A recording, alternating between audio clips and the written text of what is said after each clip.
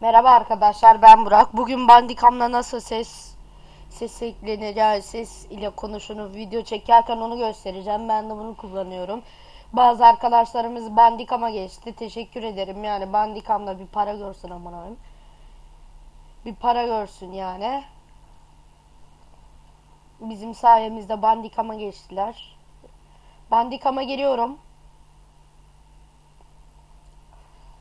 Evet. Burada genel. Burada sesim çıkıyor zaten. Sample video 1080 MP. O ne lan? Evet. F12 başlat durdur. Ayarlara giriyoruz. Birincil kayıt. Buradaki mikrofonunuz hangiyse bunu seçiyoruz. Arkadaşlar çok dikkatli olun. Yani sese giriyoruz. Ben mesela kayıt ettim. Buradan geliyor.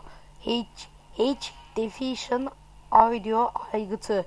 Bazıları aynı X yapıyor. Olmuyor arkadaşlar. Hiç Diffusion.